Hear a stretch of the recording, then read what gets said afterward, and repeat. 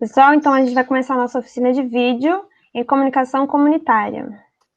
Bem, gente, antes da gente entrar na oficina de vídeo, de fato, a gente quis trazer um pouquinho da relação da oficina de vídeo com a comunicação comunitária, né, que é essa disciplina que nós estamos cursando. Então, a gente quis também trazer um pouquinho do aprendizado que a gente teve nesse semestre, né, que é exatamente pensar a comunicação, né, e também como ela pode ser utilizada numa perspectiva comunitária.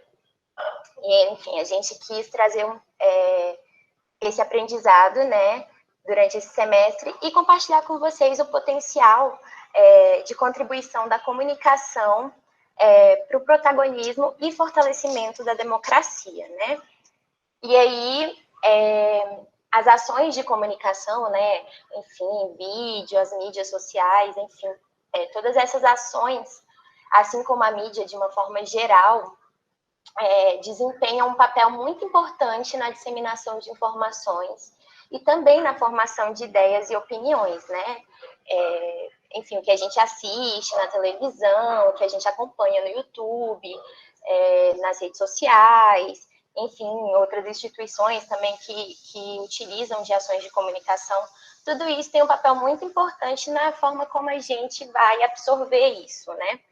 E aí eu queria saber, assim, em relação a vocês, né? Quais são os principais canais de informação de vocês? Assim, qual é o canal que vocês acham que mais ajudam a vocês a formarem a opinião sobre algum assunto, sobre alguma coisa? Se é o TikTok, se é o YouTube, se é a televisão, série? Assim, queria saber um pouquinho assim de vocês. Quais são as principais ferramentas assim que vocês utilizam enquanto informação? E aí, se vocês quiserem dividir aí, pode ser 1, 2, vocês que sabem.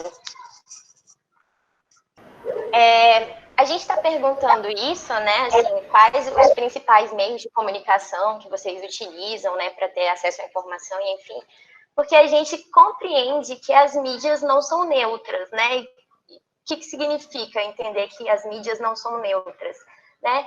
É entender que até ali a galera que enfim, está por trás de tudo isso, tem uma visão de mundo, né? Existe ali uma forma de enxergar e entender todos os acontecimentos, enfim, que acontecem na nossa sociedade.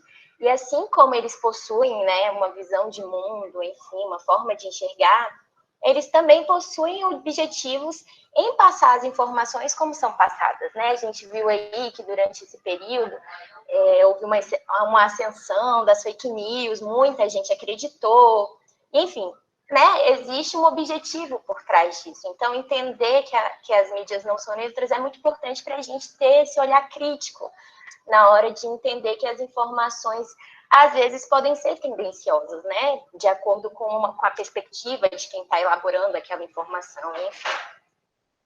E isso também significa entender que podem disseminar valores que, por vezes, não dialogam, né, com os nossos, e, às vezes, a gente deixa passar isso de forma despercebida. Então, realmente, assim, a gente tem que entender que as mídias, elas, né, assim, quem está por trás, existe ali um posicionamento, e enfim. Então, a mídia comunitária, né, a comunicação comunitária, popular, alternativa, surge, né, da necessidade de democratizar o acesso, né? Então, assim, fazer com que a informação ela de fato chegue a todo mundo e chegue de uma forma não tendenciosa, né?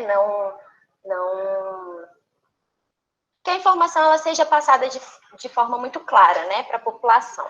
E também se desenvolve como possibilidade da população criar suas próprias formas e instrumentos para a defesa de seus interesses, né? Então, a gente viu durante todo esse semestre como a comunicação comunitária ela tem esse potencial. Então, assim, a gente também está dividindo o aprendizado que a gente teve aí durante o semestre, né? E está compartilhando com vocês também.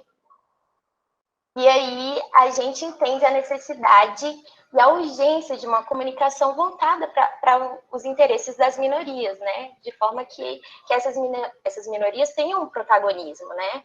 Sobretudo analisada numa perspectiva de totalidade, sem ser fragmentado, né? Sem essa visão mercadológica, né?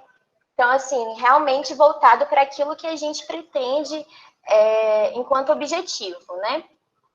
E aí, a comunicação comunitária, né, como eu já falei, assim como as suas expressões, surgem como ferramenta fundamental na construção de uma forma de se comunicar que contribua para o protagonismo de quem a constrói, né? Realmente, assim, reforçando essa perspectiva de direito à informação, assim como a democratização da comunicação.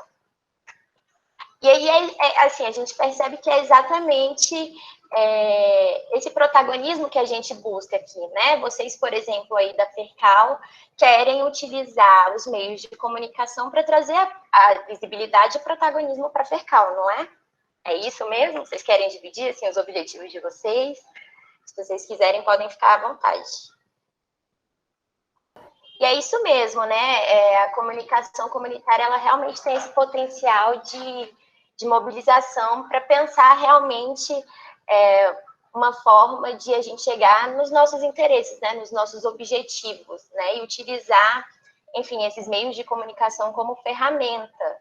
E aí a gente trouxe, inclusive, um exemplo para vocês de como o vídeo ele foi importante para a construção de uma comunicação popular e alternativa, voltada para os interesses, né, de quem estava organizando ali no momento. E essa ferramenta, né, esse estilo, é chamado movimento do vídeo popular, né? O vídeo popular ele foi muito utilizado nas décadas de 70 e 80 aqui no Brasil, quando estava ali no período de ditadura militar e os movimentos sociais, né, a população engajada ali pela redemocratização né, do país, lutavam contra o fim da ditadura militar. Então, o vídeo popular ele foi muito utilizado nessa época, né? E aí o surgimento desse vídeo, de acordo com um autor chamado Santoro, ocorreu na década de 60 na França. E aí era muito utilizado pelos sindicatos, né, que existe, enfim, aí, esse trabalho de base, né, dos trabalhadores, né, os sindicatos de uma forma geral, pela igreja progressista, associações de moradores, enfim, diversos grupos que se uniam ali, né, e tentavam, de alguma forma, trabalhar em prol da luta pelos direitos sociais. Então, o vídeo popular ele foi muito utilizado realmente para expressar, né, essa luta desses setores. Então, era um cunho muito reivindicatório, né, de luta, na busca por direitos sociais, enfim. Então, foi muito utilizado no Brasil também, né? Então, a gente vê que realmente o vídeo ele tem um potencial de mostrar esse engajamento, né, de realmente trazer visibilidade para a luta, enfim, para o local onde você está inserido, enfim, sejam quais forem os objetivos, né? E aí, a gente entende também que é muito importante essa ferramenta para compreender, né, o processo de produção, da participação direta de grupos populares, né? Então, assim, a forma como o tema é escolhido, a forma como a distribuição do vídeo vai acontecer, a elaboração, tudo isso exige uma organização, né, de quem está ali à frente, né? E isso realmente é muito importante no sentido de dar voz, que é exatamente também o que vocês, como o Bruno compartilhou, né, procuram.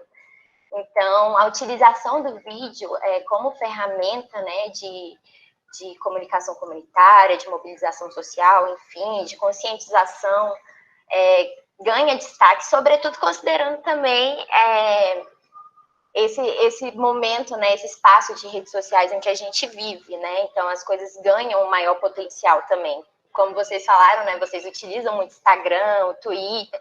Então, são meios de comunicação que a gente realmente assim, consegue chegar nas pessoas, né? Que a gente realmente consegue levar informação. Então, acho que é bem isso mesmo. E aí, agora, a Ellen vai falar um pouquinho sobre o vídeo documentário, dividir um pouquinho com vocês também. Se vocês tiverem alguma dúvida, também podem perguntar, fiquem à vontade. Se quiserem também contribuir com alguma coisa, fiquem à vontade também. Então, gente, uma das razões para a gente querer ressaltar a questão do gênero documentário é porque durante nossas pesquisas prévias nós encontramos exemplos da utilização desse tipo de produção para dar mais visibilidade a determinadas causas. Então, encontramos casos de mini-docs com cerca de 18 minutos de duração que tratavam da história de uma determinada comunidade. E esse tipo de produção chegou a até ser premiada e tudo mais. E muitas vezes esses webdocs, eles oferecem uma determinada narração, uma narrativa, que pode ser episódica, dividida por temas, como para você, quais foram os maiores impactos na sua infância, o que é ser mulher, temas como partos humanizados e tudo mais. São temas que podem ser trabalhados nesse tipo de narrativas, e narrativas, digamos, um pouco mais práticas. Porque, enfim, abre-se um leque de possibilidades de você, por exemplo, contar a história dos moradores mais antigos da sua cidade. No caso, a minha cidade é o Gama. Através de uma proposta, eu poderia ir atrás dos moradores mais antigos que tivessem histórias relevantes para contar, e eu poderia fazer uma entrevista, né, pedindo para eles compartilharem suas melhores memórias. E isso tudo já contribuía para construir uma produção audiovisual documental. E também a gente acha importante destacar o que caracterizaria, né, um vídeo documentário. Quais são as principais características? Porque, às vezes, a gente tem aquela ideia de que um documentário basta você filmar algum fato. Mas, na verdade, não é só isso, né? Você não pode simplesmente, sei lá, vou chegar numa rodovia e filmar um bando de carros passando. Isso não caracteriza um documentário só porque você está filmando algum fato. Você precisa de um propósito por trás disso. Apesar de você estar filmando uma realidade, você precisa adicionar um propósito naquele material que está sendo coletado. E você precisa, acima de tudo, organizar isso de uma forma que tenha sentido, sob uma determinada lógica. Não pode ser algo feito de maneira aleatória. E aí a gente também encaixa a questão do papel interventor do ou da documentarista, no caso, do ou da autora do filme. Porque você quer, de certa forma, imprimir a sua visão, né, sobre determinado tema. Por exemplo, na questão das manifestações pela educação. Se você decidir produzir um documentário sobre aquilo ali, a depender do seu posicionamento, isso vai ser refletido no trabalho final. Por exemplo, digamos, né, hipoteticamente, eu sou uma pessoa que sou contra as manifestações pela educação, né? Aí eu decido produzir um mini documentário sobre isso, e aí eu vou, ao invés de entrevistar os estudantes, que são a favor, né, das manifestações, eu decido entrevistar pessoas que são contra. Então, isso já vai influenciar a mensagem do meu documentário. Então, essa é uma das características que a gente destaca desse papel mais interventor do documentarista, da documentarista, de você imprimir naquele trabalho a sua visão, digamos assim. E aí, você pode passar, Lucas, para o próximo slide. E aí, a gente trouxe alguns exemplos de narrativas audiovisuais documentais que possuem um grande impacto social, de mobilização social. E através de elementos, digamos, muito práticos, muito simples. Esse Ilha das Flores, ele está presente na lista de recomendação de documentários que apresentamos para vocês. Ele é um documentário de curta-metragem, ele tem aproximadamente uns 13 minutos. E ele tem uma finalidade mais educativa. E também de crítica social. Quando eu falo de finalidade educativa, é porque era um daqueles vídeos que os professores recomendam para a gente no ensino médio, para assistir. E eu lembro que eu tinha antes de assistir, eu pensava, nossa, deve ser daqueles documentários aqui, uma pessoa entrevistada, talvez não seja tão legal e tudo mais. Mas aí quando você assiste, você vê que o que conduz o documentário é uma voz em off, ou seja, tem uma voz narrando toda aquela história. Há um peso das imagens que os autores decidiram utilizar, porque não são quaisquer imagens, eles montaram um roteiro muito criativo, que é uma crítica à desigualdade no Brasil, mas eles utilizam para fazer essa crítica digamos, o percurso que um tomate faz desde o seu cultivo até o seu descarte, em um aterro chamado Ilha das Flores. Por isso o nome do documentário. E aí é muito interessante, porque você vê, nossa, a importância de um roteiro, a importância de você saber captar um áudio, mas, de certa forma, não é algo que é inalcançável, entendeu? Só por você ter uma ideia, um propósito com o seu documentário, você consegue produzir algo muito incrível. E esse outro exemplo de narrativa audiovisual documental que a gente listou para vocês é Maria, Mulheres Maranhenses, que é um mini-doc que ele é dividido por episódios, e em cada episódio, de uma forma bem intimista, a autora ela entrevista cerca de 5 a 6 mulheres e pede para elas falarem sobre diversos temas, como infância, casamento e afins. E a gente vê que a estrutura do documentário é muito intimista mesmo, porque, por exemplo, tem um episódio que ele começa só exibindo na abertura o título do documentário, que é Maria, Mulheres Maranhenses, e logo em seguida é mostrado uma adolescente respondendo a um determinado questionamento, entendeu?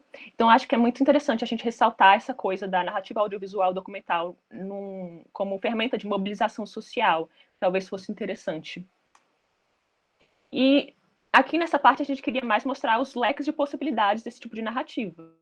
A Mariana, a Alice e o Lucas, eles podem dar dicas melhores em relação à captação de áudio e vídeo, outros programas de edição e tudo mais. É isso, gente.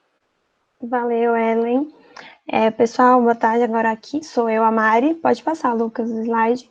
Eu vou falar um pouquinho para vocês. A gente dividiu agora em uns tópicos bem, enfim, relacionados a vídeos, que além dos gêneros e as motivações, a gente vai falar um pouco sobre os processos, que eu vou começar com a pré-produção, depois a gente vem com o período da realização, que é a produção, e por último tem o período da pós-produção. Então agora eu vou começar com o período da pré-produção, que nada mais é que a preparação para quando você vai gravar, seja um documentário, um filme, um áudio que você for fazer, enfim, um áudio ficcional ou um podcast. E aí, esse período de pré-produção é muito importante você ter um roteiro para quando você for realizar, né, fazer a gravação, e essa criação do roteiro acontece durante a pré-produção. E é muito importante ter também planejamento, que é essa organização. E aí eu vou trazer alguns tópicos, como a diferença entre o roteiro do vídeo e som, para vocês verem, os tipos de vídeos e umas dicas de produção, que é uma área que eu trabalho geralmente quando a gente trabalha em curtas. Pode passar, Lucas. Tá, aqui eu trouxe um exemplo de um roteiro da Alice, nossa colega aqui de grupo, é um roteiro de um ficcional, de um vídeo chamado Madrugada, e aí aqui eu coloquei uma imagem que é a capa do roteiro e a primeira página, eu coloquei um trechinho. Não sei se tem como vocês verem direitinho aí, mas, enfim, aqui mostra como é o formato da escrita de um roteiro, não exatamente sobre a história que a gente quer falar, sobre a estrutura, que é as informações que são muito importantes de se ter em um roteiro, além de você utilizar sua criatividade, mas assim, com o propósito que você vai realizar, é ter as informações, como, por exemplo, aonde você vai gravar, quem são as pessoas que vão estar lá, os personagens, ou se vão ser entrevistados, o que essas pessoas vão falar, se for uma coisa ficcional, ou se for uma entrevista, qual as perguntas que vão estar nessa entrevista. Então, aqui eu trouxe um modelo de um roteiro de vídeo. E aí, esse modelo de roteiro de vídeo, a gente tem como realizar ele em alguns programas. E aí, eu trouxe aqui alguns exemplos para vocês poderem conhecer. Pode passar, Lucas. Esse aqui, que eu mostrei ainda agora para vocês, ele pode ser realizado em um programa chamado Celtex, que é um programa gratuito que você pode baixar tanto no seu computador quanto no celular para escrever roteiros, e lá tem indicações de como colocar quando é o nome do personagem ou do entrevistado, colocar onde vai gravar, como que você vai gravar, então colocar várias informações, isso tudo nesse programa do Celtex, que é gratuito, então vocês podem utilizá-lo para escrever os roteiros. Também trouxe um outro, pode passar, que é esse outro programa, que é o Artdoit. Eu não sei se eu falei muito bem o nome, mas enfim, ele tem uma versão paga e tem uma versão gratuita. A versão gratuita você faz uma conta, que nem você faz no Facebook, mas enfim, não é pago, só que você só pode utilizar quando você estiver online, com internet. Já o Celtex você pode baixar no seu computador e escrever nele até essa internet mesmo.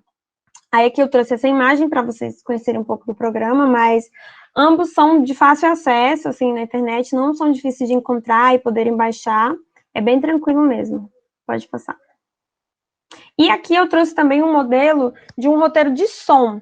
Eu não sei se todos vocês estavam semana passada, né, na oficina de som, mas um dos produtos que as meninas mostraram para vocês analisarem, encontrarem os efeitos sonoros, a trilha, foi um áudio ficcional sobre um astronauta em um planeta desconhecido. E aí eu trouxe para vocês o roteiro, um trechinho do roteiro daquele áudio que foi mostrado semana passada, do Alien. Esse roteiro e esse projeto foi realizado numa disciplina ano passado, por mim, por Alice e outras pessoas na nossa equipe. E aí eu trouxe um trechinho para vocês verem a diferença visual, como que é diferente esse roteiro de som do nosso roteiro de vídeo. Porque o roteiro de vídeo a gente pensa mais com o olhar, o que as pessoas vão ver na tela. Já o roteiro de som, a gente tem que fazer com que as pessoas, através da audição, só do que elas escutam, elas consigam imaginar aquela história. Então, as marcações aqui no roteiro de som, elas são diferentes, os espaços, a formatação, o modelo, enfim, algumas coisas são escritas em caixa alta, outras em letras minúsculas, mas tem diferenças mais visuais e também porque a utilidade, a finalidade que a gente pensa que vai ser utilizada. Pode passar. Ah, tá, não, volta só um, por favor.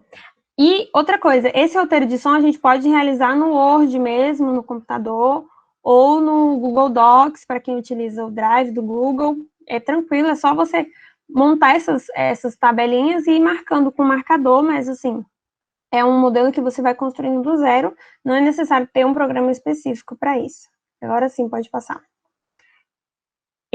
Eu coloquei esses dois tópicos para sintetizar basicamente a diferença entre o roteiro de vídeo e o de som, que além da formatação, do modelo que vocês viram, que é muito importante, mas não é só isso que importa, o que importa é como aquilo vai ser mostrado ou como vai ser escutado, é a gente entender que o roteiro de vídeo, quando você está escrevendo ele, você vai construindo ele através do olhar, então você imagina o que você quer ver na tela, né? Então, tem um passarinho que voa de um lado para o outro, ou enfim, essa câmera vai mais para lá ou mais para cá. Já o som, você tem que imaginar como as pessoas vão construir aquela imagem, ou enfim, a imaginação, através somente do que elas vão ouvir. Eu vou falar agora um pouquinho sobre os tipos de vídeos. Para você fazer vídeos, além dos roteiros, enfim, toda essa preparação, tem alguns tipos. Um dos que as pessoas mais utilizam é o institucional, que às vezes é institucional e promocional, que, na verdade, o institucional você cria uma boa imagem, você conta uma história sobre uma empresa, ou um produto, ou uma pessoa. Então, vamos fazer um vídeo institucional sobre 14 vezes Fercal. Então, a gente vai contar ali a história do 14 vezes Fercal, quem são as pessoas que fazem parte ali. E aí, quando aqui eu coloquei no slide, tendo em foco os clientes ou os parceiros, então são as pessoas da comunidade. Então, se eu for fazer um vídeo do 14 vezes Fercal institucional, a gente vai contar um pouco da história, e aí a gente vai contar de uma maneira que as pessoas da própria comunidade, que são ali os parceiros, ou que podem ser novos parceiros futuros, conheçam um pouco mais e se interessem sobre o projeto. Então, isso tudo é sobre o formato, os tipos de vídeo. Já o promocional, ele também vai promover aquele produto ou serviço de uma mesma maneira, parecido com o institucional, só que o institucional tem um foco mais em questões, assim, como é que fala? Uma questão mais formal, sabe? Pode passar. E aí a gente tem os outros dois tipos. Um já foi falado aqui, que é o documentário, que a Ellen contou para vocês um pouco sobre como é. Eu trouxe aqui também, só porque é um dos tipos de vídeos, né, que as pessoas utilizam muito, então ele documenta um acontecimento, um fato, e mostra a realidade de uma maneira ampla, não necessariamente é só realidade, então existem documentários ficcionais também, e a gente tem também o tipo de vídeo ficção, que a gente cria uma narrativa imaginária, ou que é baseado na realidade, então pode ser muito parecida com a realidade, mas tem fatos de ficção, porque é uma coisa criada a partir da imaginação. Eu vou trazer para vocês umas dicas de produção, não só produção no sentido da gravação em si, mas da área de produção, que é uma área, enfim, na equipe que organiza mais as coisas, que é uma área que normalmente eu trabalho mais. E aí eu coloquei até o título nesse slide de qual a locação, porque na verdade a gente precisa saber o que é uma locação. Quando a gente vai gravar em algum lugar, então, vamos gravar em frente à administração da Fercal. Então, a nossa gravação vai acontecer naquele local, naquele ambiente, então lá é a nossa locação para a nossa gravação. E, começando aqui na ordem, né, dos tópicos, enfim, enquanto assim, o roteiro, ele é planejado, é escrito, então vamos supor, a Pri vai escrever o roteiro do vídeo que a gente vai contar um pouco sobre a história da Fercal. Já o Bruno, nosso outro colega ali que a Pri citou, ele vai organizar quem vai gravar esse vídeo, como que vai gravar com a câmera, vai gravar com o celular, vai precisar de um microfone, vai levar um fone de ouvido, que horas que a gente vai se encontrar para gravar todo mundo lá, precisa levar algum convidado, enfim, essa questão de produção tem que ser organizada durante esse período da pré-produção, que a pré acontece antes do dia da gravação. Então, é bom ter um cronograma. Então, vamos gravar no dia 9 de dezembro, às 2 da tarde. A equipe são 3 pessoas, precisa levar um celular com bateria. Enfim, leva um guarda-chuva para o sol não ficar muito forte. Enfim, essas questões são importantes de se organizar. Então, saber quais equipamentos.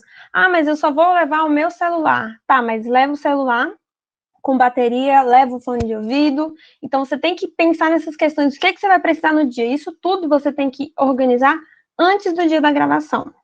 E aí, eu coloquei aqui uma curiosidade, que talvez vocês já saibam, na verdade, que a gente fala, quando a gente vai para uma gravação, que a gente vai para um set de filmagem, que, na verdade, é uma expressão para definir o local ou o cenário onde você vai gravar. Quando você fala assim, hoje eu tenho um set do 14 vezes Fercal, então hoje eu tenho uma gravação desse projeto. Tá? Aqui eu coloquei outro tópico que é muito importante receber o roteiro. Então, quando o roteiro ficar pronto, se vocês forem realizar todo um roteiro, você fazer a organização do plano de produção, que é isso tudo que eu falei, saber quem vai estar lá, qual vai ser a sua equipe, com o que vocês vão gravar, qual o horário, então vai estar todo mundo, tem como chegar lá, então como que as pessoas vão chegar lá? O fulano vai de ônibus, o outro vai de bicicleta, mas tem como todo mundo chegar? Então, ter todo um planejamento de como que vai funcionar esse set e quais vão ser os elementos que vão ser necessários para a gravação e para o bem-estar da equipe, mesmo que a equipe seja só de 2 pessoas, sabe? Nesse momento aqui também da pré, é onde a gente vai planejar todas as etapas do processo de filmagem. Então, vamos precisar gravar 2 dias em frente à administração e 1 dia em frente à quadra, por exemplo, para poder ter todas as imagens que a gente precisa para a gravação, para o produto final. Então, a gente tem que organizar as datas. Então, se a gente quer ter tudo isso pronto antes do Natal, a gente já tem que começar a marcar as datas agora, de uma forma que a equipe consiga estar presente e consiga realizar a gravação. Então, eu sintetizei aqui no último tópico as questões importantes para serem pensadas. Então, a locação, aonde você vai gravar, como você vai chegar, um transporte, quem é a sua equipe, e aí eu coloquei aqui contrato ou termo de uso de imagem. Dependendo de como você vai gravar, se você for entrevistar uma pessoa, por exemplo, é importante que você utilize algum termo que as pessoas autorizam que a imagem dela seja utilizada naquela gravação, seja um documentário, seja um vídeo pequenininho para mandar no WhatsApp, é muito importante isso. E pode passar. E é isso, pessoal. Por agora, se vocês tiverem alguma dúvida, vocês podem falar agora sobre o que eu já falei. E caso vocês tenham depois, a gente também vai abrir outro momento para dúvidas. E aí, agora eu encerro o meu tópico e passo para Alice. Oi, gente. Então, finalmente chegamos no momento da gravação, né? Uma hora que tá todo mundo antecipando, uma hora que provavelmente vai dar muita coisa errada, mas também que vai ser bem divertido. Então, a gente tem vários nomes para essa etapa: captação, gravação, produção, mas é a hora de gravar o vídeo, é isso que importa, a hora de botar a mão na massa. A hora da gravação. Então, a gente tem que pensar em algumas coisas na hora da gravação. Como é que eu vou gravar esse lugar para fazer ele ficar o mais bonito, o mais interessante possível? Porque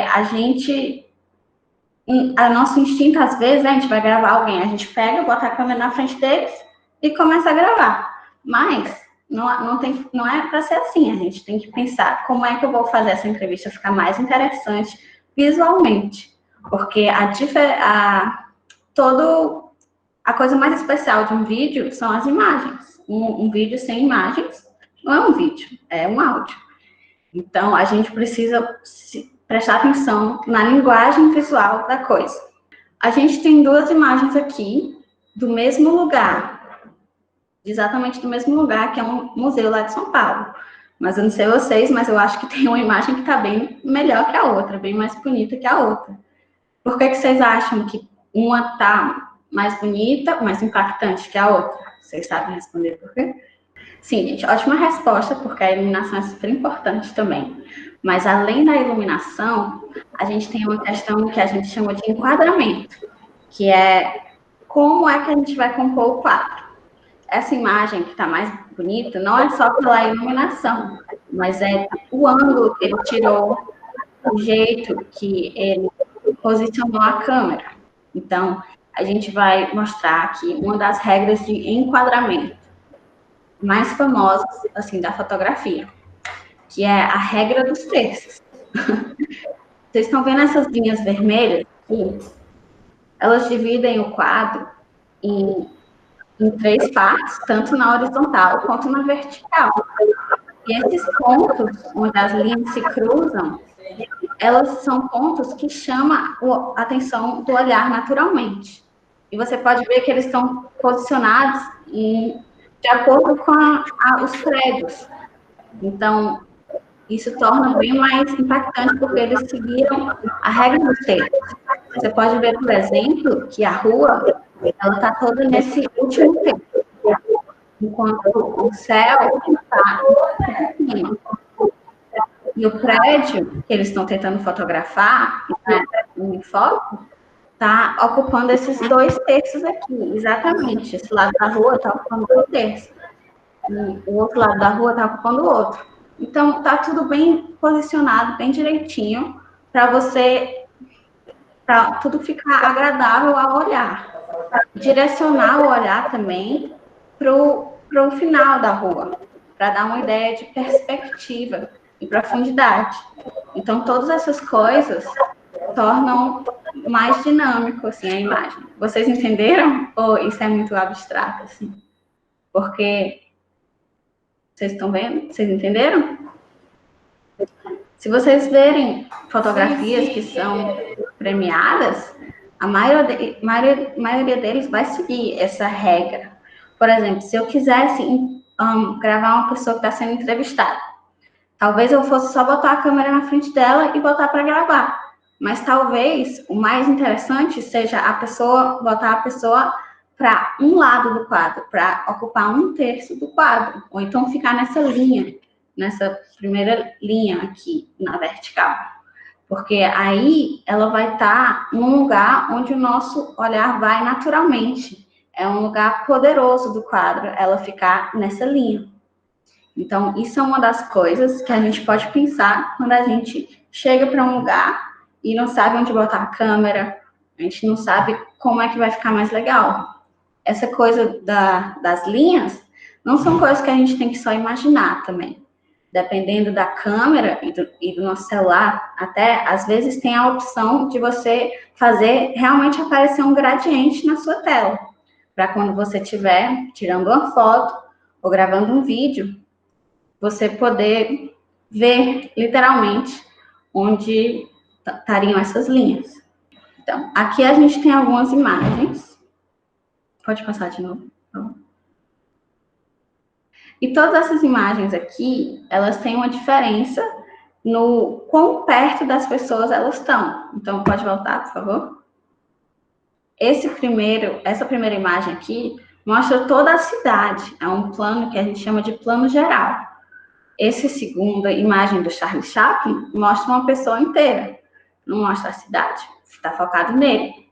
Esse terceiro plano aqui, de baixo, da esquerda, é de Game of Thrones, enfim, está mostrando a personagem do joelho para cima, que é para dar um enfoque na arma que ela está segurando e na posição dela de luta.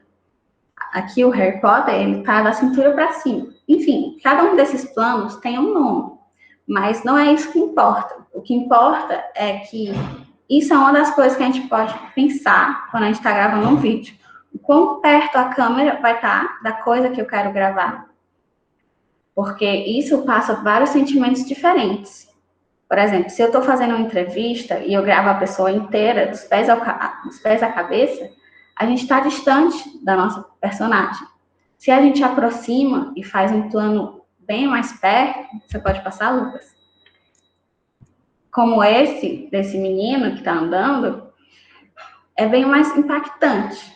Então, a gente tem que pensar isso. E apesar disso parecer uma coisa óbvia, se a gente começar a sempre pensar, não, qual é o melhor? Se você está querendo gravar uma apresentação na rua, um cara fazendo malabarismo e tudo mais, talvez seja melhor você gravar o cenário todo para mostrar que ele é um artista de rua e tudo mais. Mas quando você está fazendo uma entrevista, por exemplo, com alguém que está contando uma história muito pesada, muito triste, você aproximar a câmera dos olhos da pessoa para você ver a emoção, as possíveis lágrimas, isso dá potência para a imagem. Então, essas duas imagens aqui de baixo, além disso, você pode ver que elas estão com um ângulo interessante de câmera. A primeira a câmera está de baixo para cima, olhando para ela, e do meninozinho, a câmera está de cima para baixo. Isso também é uma coisa que passa algumas emoções.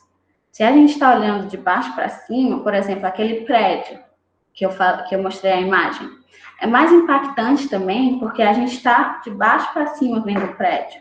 E aí ele fica maior, mais bonito, mais atraente a imagem. Quando a gente bota a câmera de cima para baixo, por exemplo, nesse menino, faz ele parecer pequeno, fraco. Então, essas coisas podem parecer óbvias, mas quando a gente está chegando num lugar novo, chegando na locação, na cena que a gente vai gravar, a gente tem que tentar olhar de todos os ângulos possíveis, senão não só botar a câmera na frente e gravar, sem pensar. E se toda vez a gente começar a fazer isso, a gente vai poder captar imagens melhores. A gente tem que realmente explorar o espaço ao nosso redor. Vocês já viram algumas pessoas fazendo assim, tipo, não sei o quê, pessoas que estão gravando? Isso é uma coisa que a gente faz quando a gente chega num lugar, fica fazendo assim com a mão, para imaginar qual é o enquadramento que a gente quer. Então, você pode passar de novo, por favor? Então, essas cenas, a gente nem sabe o que está acontecendo, nem sabe sobre o que é o filme, nem nada, mas já mostra algumas emoções só pelo enquadramento. Passa de novo, por favor. E o diferencial do vídeo, além das imagens, é o fato de que são imagens que se mexem. Então, além da gente poder pensar todo o enquadramento e utilizar todo o nosso espaço, a gente ainda pode mexer a câmera de vários jeitos diferentes. Por exemplo, se a gente quer mostrar um lugar e dar uma ideia de que é um lugar pacífico, por exemplo, a gente pode passar a câmera devagar, assim, pelo local. Se a gente está numa cena que é caótica, de ação, e aí a gente correr com a câmera e gravar, isso dá uma ideia de rapidez, de dinamismo. Então, diferentes emoções que a gente pode passar só através da linguagem visual, ou seja, de onde a câmera está posicionada e como a câmera se mexe. Então, é bom a gente sempre ter isso em mente. Tem algumas coisas técnicas que podem melhorar a nossa imagem, a qualidade da imagem, a iluminação, como vocês falaram, que naquela primeira imagem estava mais bonita a iluminação. Isso é porque a pessoa que tirou isso provavelmente tem um domínio dessas duas características da câmera, que é a abertura do diafragma e o ISO. E essas duas coisas não são só de câmeras profissionais. No meu celular, por exemplo, tem um modo que você pode mexer nessas coisas. E talvez seja legal vocês saberem qual o modelo do celular de vocês, pesquisar na internet qual é a câmera dele, procurar nas configurações do seu celular, se tem uma versão manual da câmera que você pode usar. Por exemplo, na minha câmera, você bota a câmera e aí você pode só tirar fotos, ele vai no automático. Mas tem um modo aqui que se chama profissional, que tem essas configurações aqui. E aí talvez seja legal vocês verem no celular se tem esse tipo de coisa também. Essas duas configurações da câmera, elas têm a ver muito com a iluminação. Então, a abertura do diafragma, ela tem a ver com... Se você aumenta a abertura do diafragma, você deixa a imagem mais iluminada, mas, ao mesmo tempo, o fundo da imagem ela vai ficar mais embaçada, mais desfocada. E, às vezes, isso dá um efeito bem legal, quando você quer mostrar uma coisa e focar naquela coisa, o fundo embaçado o objeto que você quer, a pessoa, em primeiro plano. Esse GIF aqui, eu não sei se vocês estão vendo, mas ele mostra que está mudando a abertura do diafragma. Esse que tem umas bolas, tipo, de sinuca. E aí o foco vai mudando. Certo. Vocês estão vendo o GIF, gente? Nossa, eu adorei esse exemplo. Estamos vendo. Ficou muito legal isso. Muito nítido para a gente a diferença. Massa, gente. Então, vocês falam, nossa, na minha câmera tá tudo muito escuro. O que é que eu faço? Vocês podem tentar aumentar a abertura do diafragma. E aí, você vai ficar mais clara a imagem. Só tem que lembrar que talvez o fundo vai ficar mais embaçado. A gente também tem o ISO, que é o índice de sensibilidade à luz da câmera. Então, se você tiver escuro a sua imagem, você pode aumentar o ISO, que vai ficar mais claro. Vocês podem ver aqui nessa imagem do copo, que aumentando o ISO, aumenta a claridade da imagem também. Só que, se você... Alice, Oi. O João quer fazer uma pergunta. Ótimo. Vai, João. Uma coisa que eu não entendi direito. Certo. Quanto maior a abertura do diafragma, mais nítida fica a imagem, ou quanto maior a abertura, menos nítida fica? Então, quanto maior a abertura, não tem a ver com o fundo, vai ficar mais embaçado. Mas uma coisa que está perto da câmera, ela ainda vai ficar clara. Sabe essas imagens que tem uma pessoa e aí o fundo está todo embaçado? É esse o efeito que dá. Então, vocês entenderam? Basicamente, se você abre a abertura do diafragma, vai ficar mais embaçada alguma parte da imagem. Mas ainda fica bonito. Aí você tem que verificar, Alice, qual é o foco da sua foto, né? Para você poder aumentar ou diminuir também, né? Exatamente. Quanto mais você aumenta, mais perto a câmera tem que ficar da pessoa que você está tirando a foto, sem ficar embaçado, entendeu? O fundo vai ficar sempre embaçado, se você tiver muito aberto, a abertura do diafragma. Respondeu a pergunta? Ok, Alice, muita gratidão. Então, voltando para o índice de sensibilidade, que é esse ISO. Se vocês tiverem com a imagem muito escura, vocês podem aumentar. E aí, o que acontece é que toda vez que você aumenta, a imagem vai ficar um pouco pixelada, granulada, assim. Mas isso também pode ser uma questão estética. Você está querendo fingir que é uma coisa meio velha, a imagem, uma coisa antiga, assim, de televisão, velha, você aumenta muito isso. Mas se você aumentar só um pouco, não tem problema, vai ficar mais clara a imagem, vai ficar legal. No meu celular tem isso do Easy. Tá bem aqui. Vocês estão vendo a tela do meu celular? Não precisa ver as imagens, não. Mas, enfim, tá aqui a tela do meu celular. Aí eu vou mexer no ISO. Vou diminuir o ISO. Tá tudo escuro agora. Se eu aumentar... Gente, desculpa. Se eu aumentar o ISO, fica claro de novo. Diminuir, aumentar. Então, basicamente, é bem simples essa parte. Então, vocês mexendo nessas duas coisas, geralmente vocês só conseguem equilibrar a luz. Então, você fala, não vou aumentar muito a abertura do diafragma, porque eu não quero que fique tudo embaçado. Então eu aumento um pouco o ISO também, e aí fica equilibrado. Então, são essas duas coisas que vocês podem fazer. Isso tem em câmeras profissionais e também em câmeras mais simples, tanto quanto a do celular. Então, uma coisa super importante é a iluminação.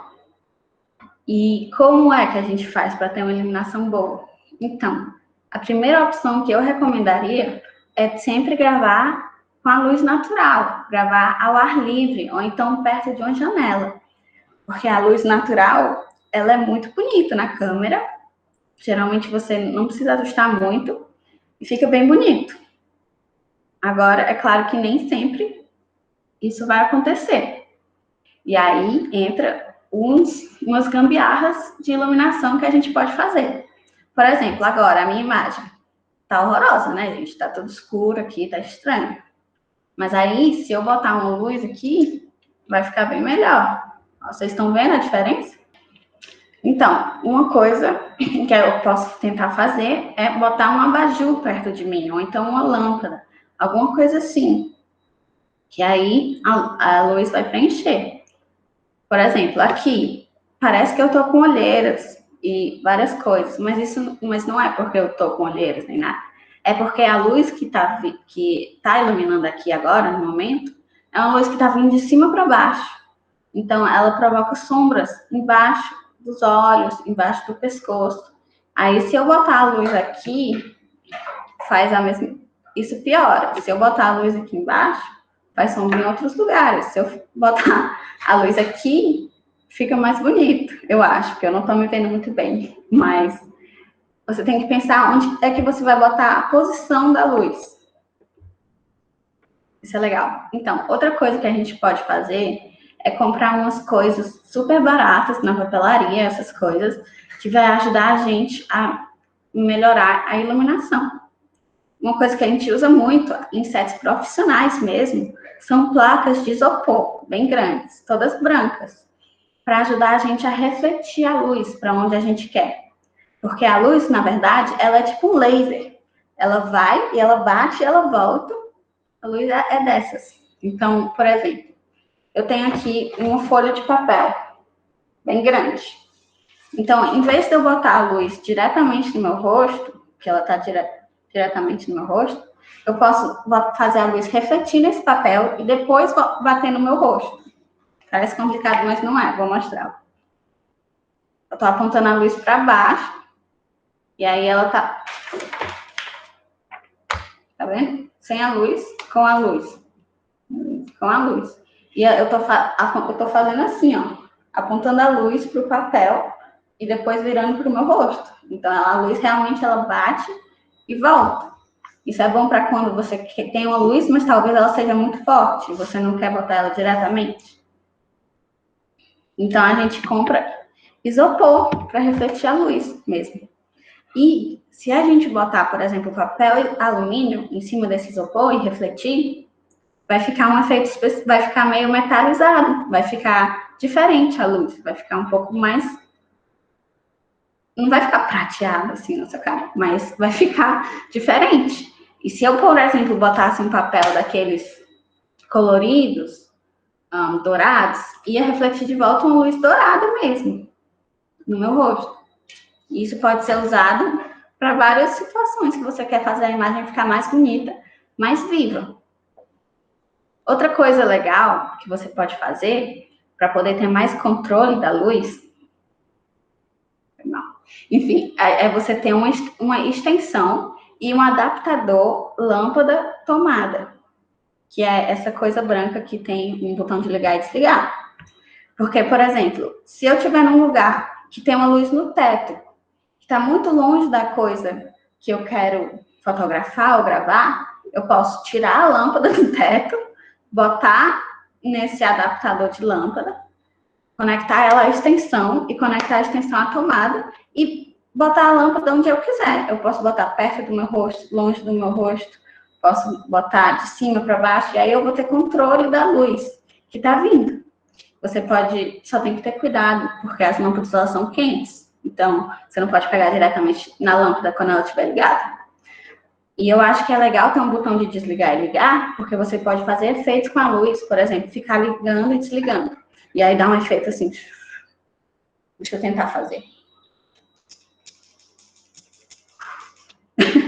Então, isso foi um exemplo meio mal feito, mas dá para você dar uns efeitos de luz, que vai ser bem legal para o seu vídeo. Então, outra coisa legal que a gente pode fazer, e que é bem barato, é comprar papel celofane. Celofane? Esse papel colorido, meio transparente.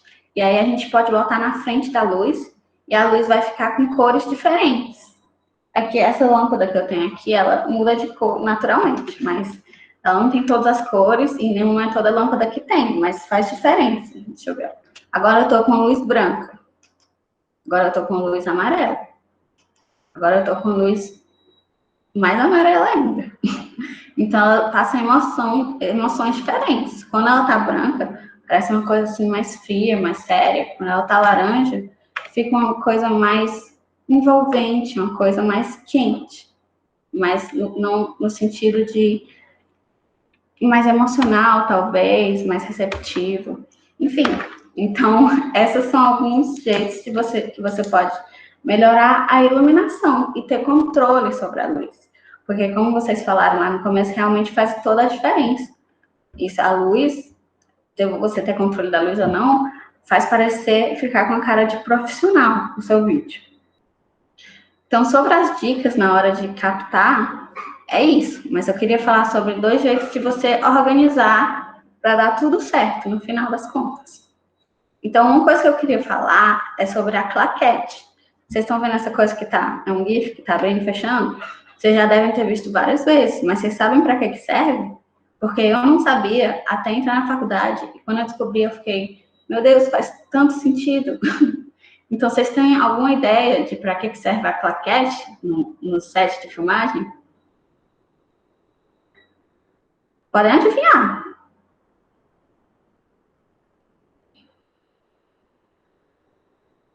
O que ela falou? Vocês sabem para que serve uma claquete, que é essa coisa que está abrindo e fechando aqui? Tá fazendo GIF? Vocês sabem para que serve?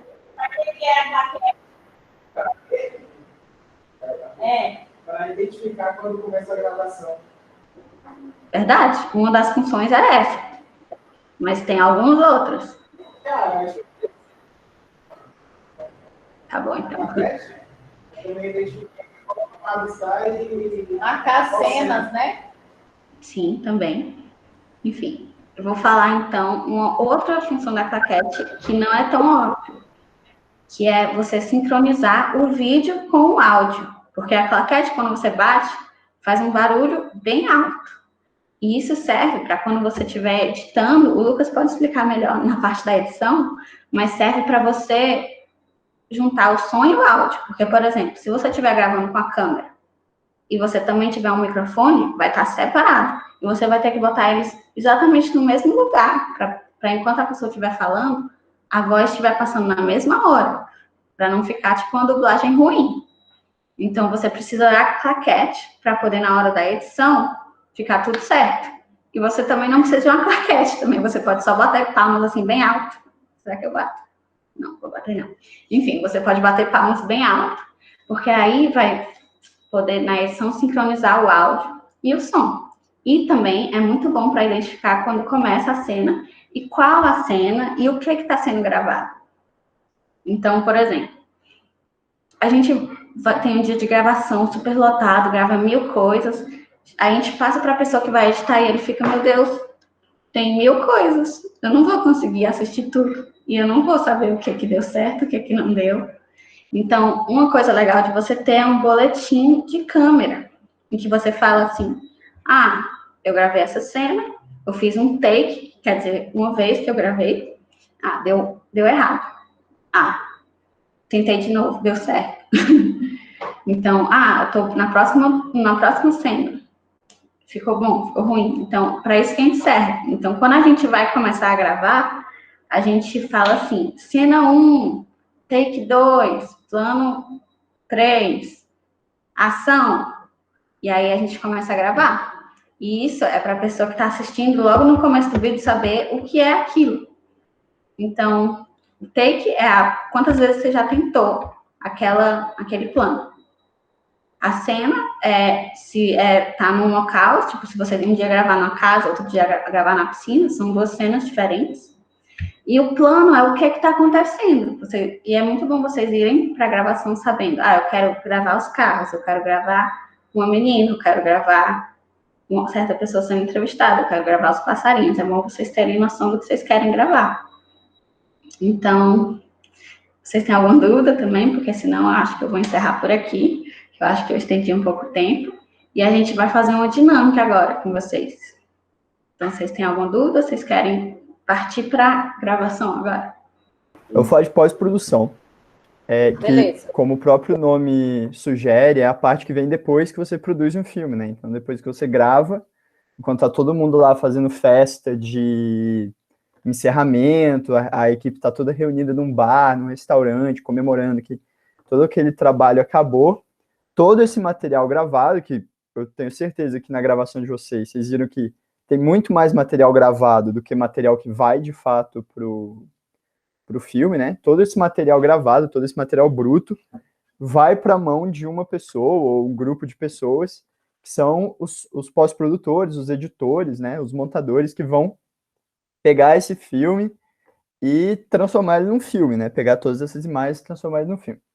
Eu separei essa parte em montagem, cor e os aplicativos, porque eu acho que, tendo noção disso, você consegue ter uma noção mais ou menos do que é para fazer, assim. Eu não tenho a pretensão de que saia todo mundo daqui, assim, super entendendo, assim, super compreendendo todas as coisas que acontecem na pós-produção, porque eu não tenho a menor ideia de várias delas, mas eu quero, a ideia é que vocês saiam daqui, tipo, pelo menos tendo uma noção melhorzinha de algumas partes. Eu separei a parte de pós-produção nessas 3 sessões, né, de montagem, cor e aplicativos, porque eu acho que, entendendo isso, você já tem, assim, um começo muito bom para a parte de pós-produção. Então, bora lá. A montagem, que é a primeira parte, a primeira coisa que você vai fazer quando você recebe todo esse material da filmagem. A pessoa que for editar o vídeo de vocês, ela, querendo ou não, já está realizando algumas partes da montagem, né? Agora, só de pensar no material que ele já tem. Então, o que é a montagem? A montagem é a seleção, organização e os ajustes desses planos gravados.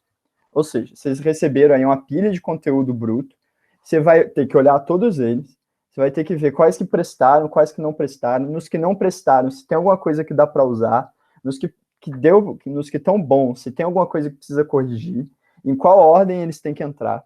E aí você vai colocar tudo isso na ordemzinha, ver se você precisa parar algum plano, se você precisa deixar ele um pouco mais curto, um pouquinho mais comprido, tirar às vezes um barulho no começo, uma movimentação, um silêncio desconfortável que ficou, tal. Colocar tudo nessa ordem, ver se está funcionando, se estiver precisando regravar alguma coisa. É nessa hora que você vai avisar a turma da produção que, faltou o plano tal, faltou a cena do carro, precisa regravar a cena do carro. Normalmente, quando isso acontece, eles ficam muito irritados com a gente, porque ninguém quer voltar e ter que montar set de novo. Então, é basicamente isso. Você vai pegar todos os materiais do filme, você vai ver o que presta, você vai organizar e você vai dar essa ajustada para ele ficar na melhor condição possível, né? Fazendo sentido, estabelecendo uma narrativa.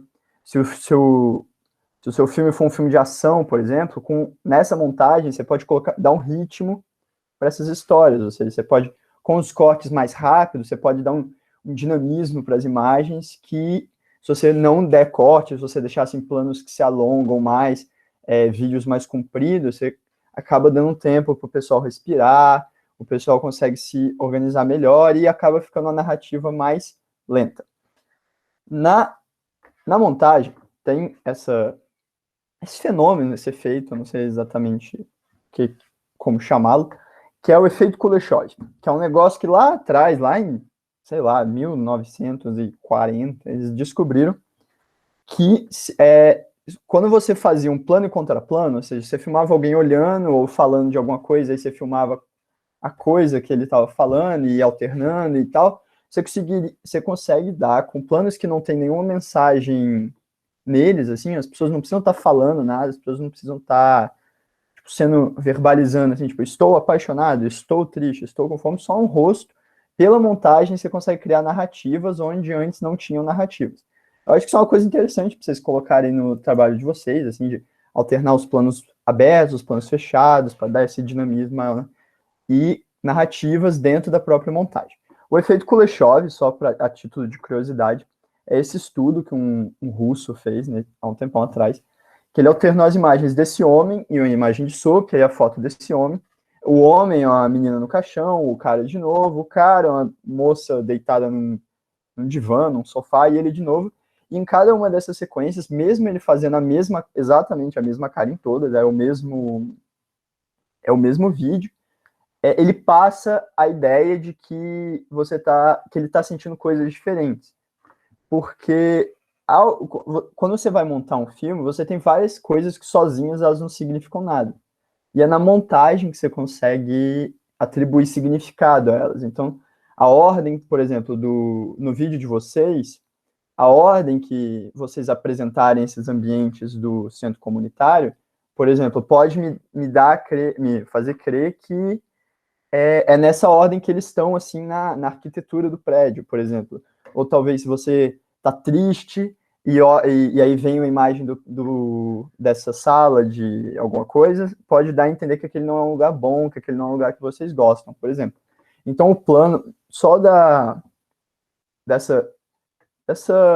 desse ordenamento de planos, você consegue criar narrativas, o nosso cérebro mesmo, ele cria narrativas para a gente entender melhor, tentar criar um significado aí nessa ordenação. A cor do filme. Antes de eu começar a ter mais contato com cinema, não profissional, mas assim, cinema mais que as pessoas estão, sabe, dedicando mais tempo a isso e tal, eu não tinha muita ideia de que as pessoas faziam cor, assim, que eles trabalhavam a cor do filme, era um negócio que eu nunca tinha parado para pensar, eu achava que eles gravavam e ficava bonito daquele jeito mesmo. Só que não é assim, a maior parte das imagens de um filme, salvo raríssimas exceções, ela é ultra tratada, assim, eles têm os cuidados de enquadramento e tal, mas você tem que corrigir muita coisa, né, dessas imagens brutas. As principais são contraste, intensidade de algumas cores, você pode mudar a cor de certos objetos, tipo da camisa de alguém, dá um trabalho grandinho, até dependendo da cena, mas você pode fazer essas coisas, você tem essa possibilidade de corrigir. Se o enquadramento de uma cena ficou ruim, mas a resolução, a qualidade da câmera é boa, você pode reajustar essa cena para, tipo, tirar um microfone que entrou, uma pessoa que entrou um pouquinho na câmera, mas saiu e vocês não pararam de gravar aquele plano, se não fosse por isso, estava muito bom. Vocês podem fazer essas mudanças de cor, de enquadramento, de imagem, para, tipo, deixar a imagem o mais agradável possível. Então, aqui eu trouxe alguns exemplos de cor em filme, de como ele é originalmente e como eles ficaram na tela. Nesse exemplo da esquerda, é um filme que chama A Cura, eu acho. E eu gosto muito dele porque mostra que essa parte de cor é um processo que, assim, você tem que ser feito do editor com a direção de arte, né, a pessoa que planeja o visual de um filme, se ele, tipo, quais as cores que vão chamar mais atenção. Então, por exemplo, nesse filme, a imagem bruta dele ficou muito branca, por causa das luzes que eles estavam usando lá, ela ficou muito branca, muito cinza. Mas o filme, ele tinha uma estética, ele queria passar essa imagem de muito branco e muito verde, de umas luzes mais amareladas. Então, na pós-produção, na edição de cor, eles foram lá, montaram, passaram vários filtros em cima dessas imagens, selecionaram várias áreas dessas imagens e conseguiram dar essa atmosfera que estava sendo planejada no filme. No exemplo da direita é o La La Land, é um filme, tipo, famosão, tal, musical, as pessoas cantando, dançando, etc. Que nessa colunazinha da esquerda, não fica assim, o cara dançando com o chapéu, ele parece um artista de rua, assim, aleatório, ele não tem... a imagem não tem, ela perde muito do poder dela. Se você olhar no outro lado, eles colocaram um filtro azul, parece que está mais tarde ainda, né? Parece que está mais de noite ainda. Tem até um detalhe que eles tiraram, que eu só percebi agora, que eles tiraram as pessoas da praia que estavam no fundo, assim, para deixar a imagem ainda mais do jeito que eles queriam. A mesma coisa na parte de baixo, assim, uma cena que ia ser uma cena normal, ia parecer um casal normal, foi transformar nessa cena super cinematográfica com um cuidado para a cor, assim, pensando realçar o amarelo dela, colocar um pôr do sol mais bacana. Se vocês gravaram uma imagem, tipo, num fim de tarde, mas vocês querem que ela apareça de noite, vocês podem mexer na cor para ela ficar, para ela ter esse efeito, né? Você pode mudar esse tipo de coisa. Não é uma solução, assim, mágica para todo mundo, mas muita coisa você pode corrigir realmente na pós. Aliás, também a título de curiosidade, se vocês tiverem a experiência de entrar num set, numa gravação de filme, é muito comum você escutar as pessoas falando que vão deixar alguma coisa para pós, que é assim, um detalhezinho, uma coisa que precisa ser acertada, uma coisinha que ficou ali, mas que não vale a pena corrigir na hora, é tipo um microfone que entrou, alguém que passou, um barulhinho tal, que o plano ficou tão bom que não vale a pena você gravar de novo só por causa daquele detalhe. Geralmente dá para corrigir, assim, as pessoas usam essa frase com muito mais frequência do que dá para corrigir de fato, mas tem muita coisa que dá para ser solucionada, assim, na pós-produção. O filme consegue ficar muito mais bonito e ficar muito mais com uma cara de filme mesmo. Mas, assim, eu tô falando um monte de coisa para vocês fazerem e eu não disse exatamente como, né? Como que vocês vão corrigir a cor, como que vocês vão montar um filme. Tem esses aplicativos, eu trouxe alguns, eu não trouxe todos, tem uma quantidade absurda de aplicativos, e todos eles com qualidades, todos eles com defeitos. A maioria deles é pago, é muito pesado, mas tem as mesmas qualidades de montagem, de mixagem de som, de fazer a cor. Eles são muito parecidos. Então a briga por eles acaba virando uma briga meio de time de futebol, assim, de quem prefere o quê. Eu trouxe esses dois porque eu acho eles ótimos exemplos, assim. O Premiere, que é esse roxinho de cima, ele é o principal, assim, ele é muito usado, todo mundo usa, desde editores profissionais até editores que estão aprendendo, pessoas que estão começando. Eu posso estar falando, eu não tenho os números exatos, mas ele é o mais popular, é fato que ele é o mais famoso, ele tem uma integração com os outros aplicativos da Adobe, como o Illustrator, o Photoshop, o After Effects, então ele acaba tendo assim, muito, muito corpo por causa disso. Os problemas deles são, ele é muito caro, acho que para você ter ele, só ele, você tem que contratar um pacote no site da Adobe, que custa coisa de tipo R$90 ao mês, é um preço absurdo, assim, você pode fazer outros pacotes, tem muita gente que pirateia ele, eu não estou estimulando isso, gente, né? Não pirateiem o software, mas tem muita gente que pirateia justamente porque ele tem um preço muito alto, ele é muito caro.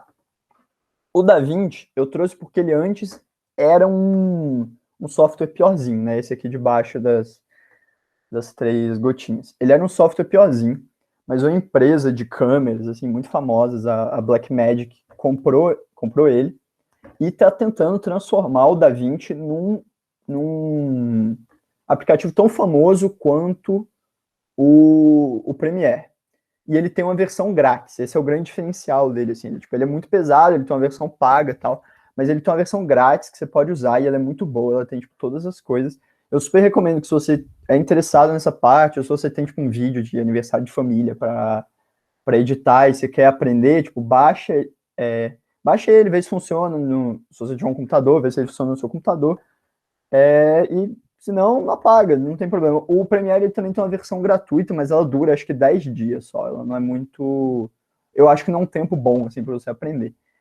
É isso. Esses são, tipo, os dois principais, mas tem o Sony Vegas, tem o da Apple, tem uns outros menos conhecidos para outros, para Linux, para essas coisas, mas que eu não trouxe porque eu acho que eles caem mais ou menos nessa mesma categoria, assim, ou eles têm uma versão gratuita, que não é tão abrangente, ou eles são pagos e caros e não tem... E, assim, você tem que achar você tem que tentar lidar com essas questões, né? Nenhum deles é a resposta certa, mas... Enfim.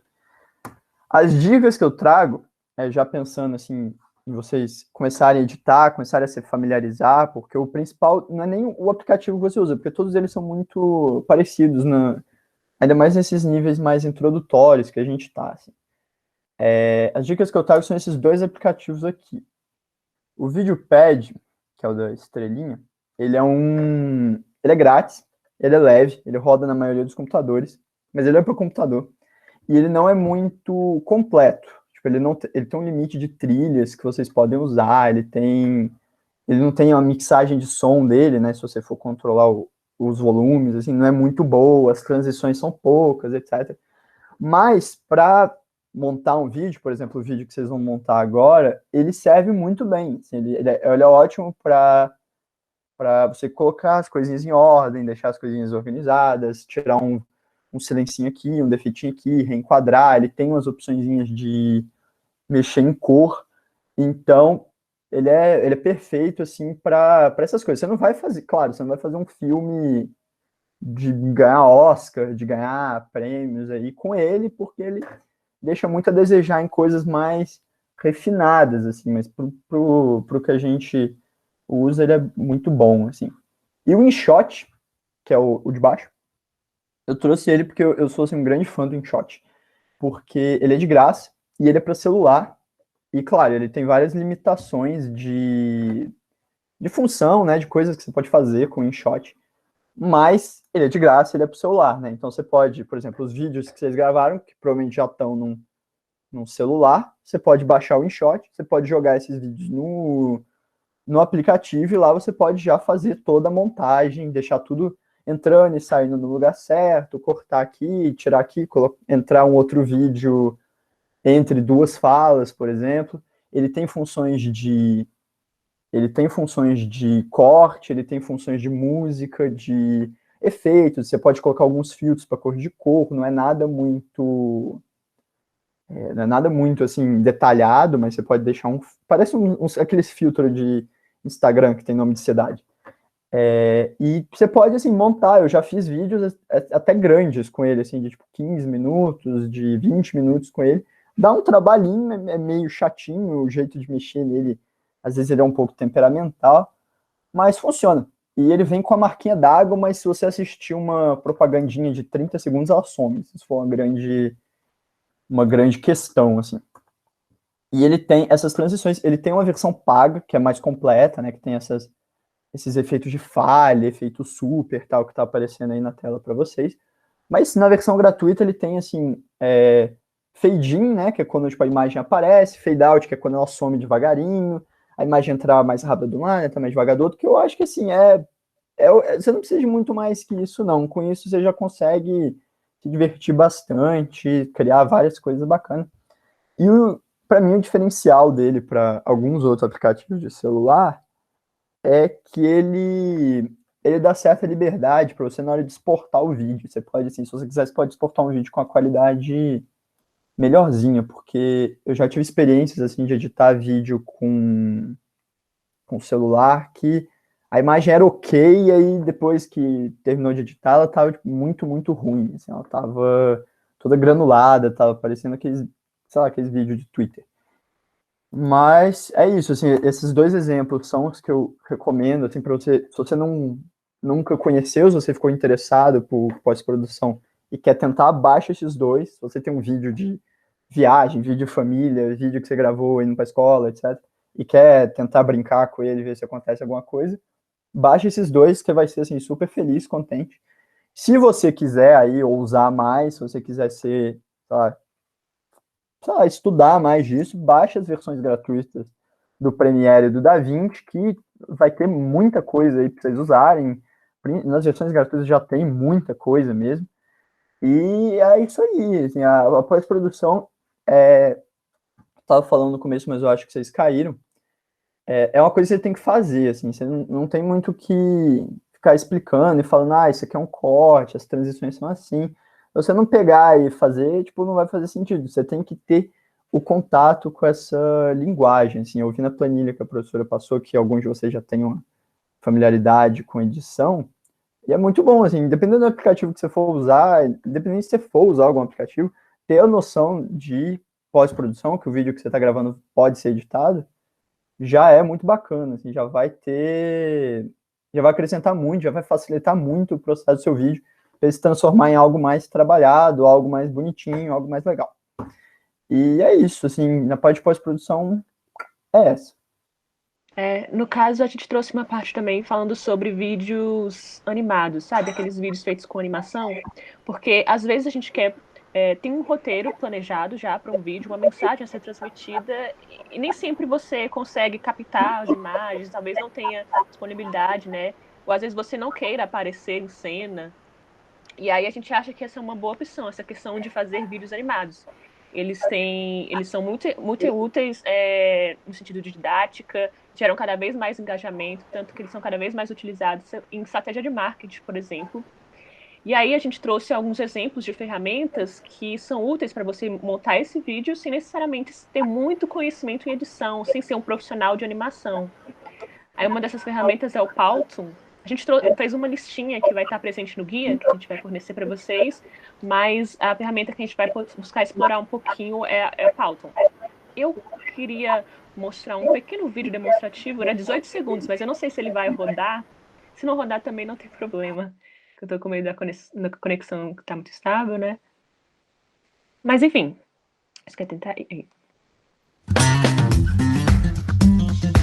é bem curtinho.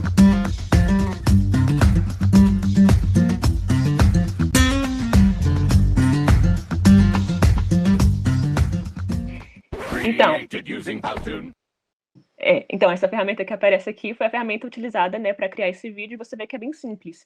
E é interessante porque vários desses elementos aqui, eles já estão pré-definidos, você só tem que montar. Aí pode passar, Lucas, por favor, esse slide.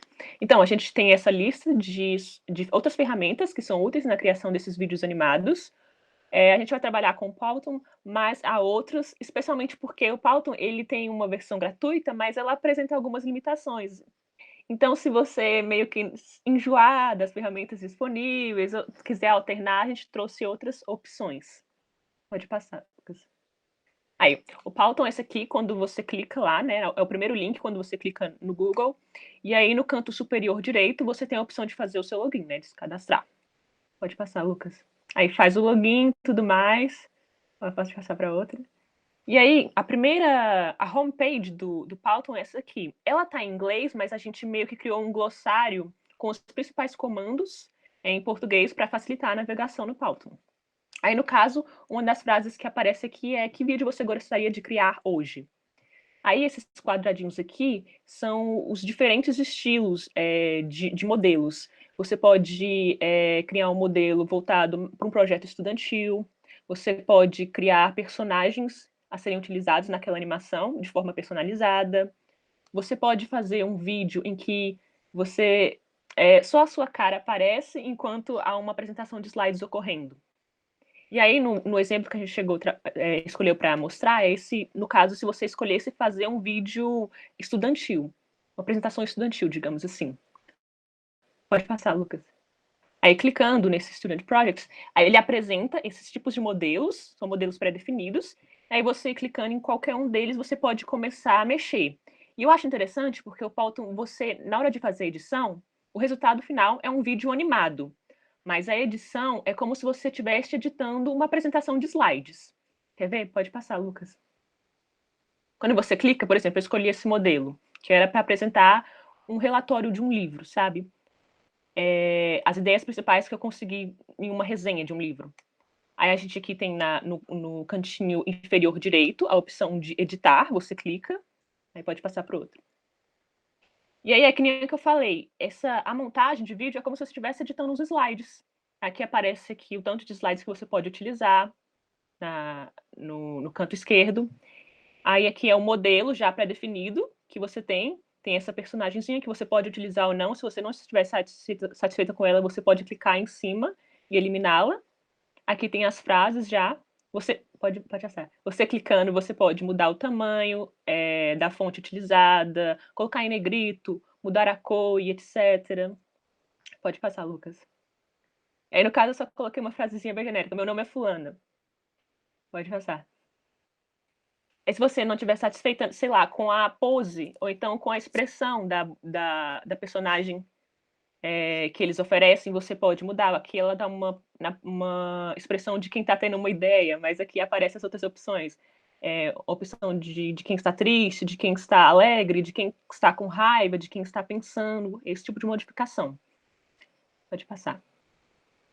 Aí, se você não estiver satisfeito em usar essa personagem, você pode clicar em cima e simplesmente excluí-la. E aqui no canto direito, você tem outras opções. Você pode criar outros personagens, você pode utilizar outros modelinhos de personagens. Pode passar, Lucas. E aqui também tem a opção embaixo, não sei se dá para ver aí, quando você clica nesse ícone de alto-falante, você pode inserir alguma música de fundo. Por exemplo, você quer gravar um vídeo, tá, eu não quero que a minha cara apareça, né? E por isso eu escolhi fazer um vídeo animado. Mas você pode fazer uma narração, você pode narrar o seu vídeo, né?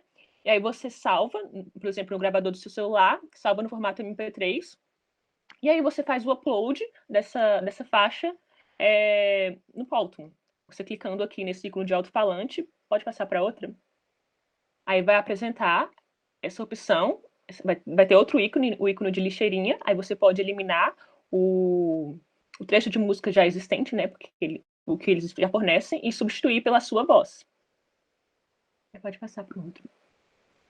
E aqui surgiu a opção, adicionar música, aí você vai adicionar a sua gravação. Pode passar para o outro.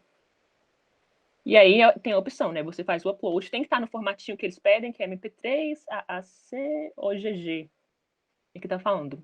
Aí você pode fazer o upload do seu celular, do Google Drive, por exemplo, e afins. Pode passar, Lucas.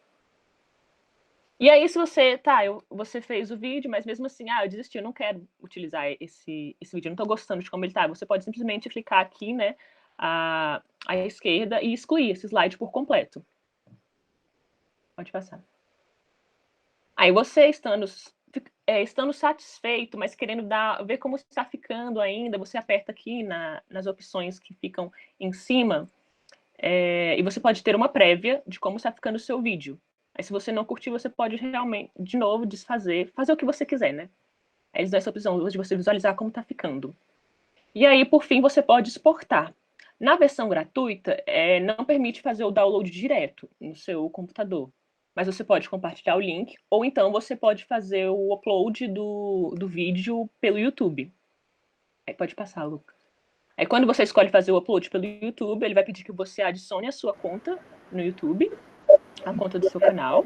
Pode passar. Aí você tem que definir, né, se o vídeo vai ser público, não listado ou privado.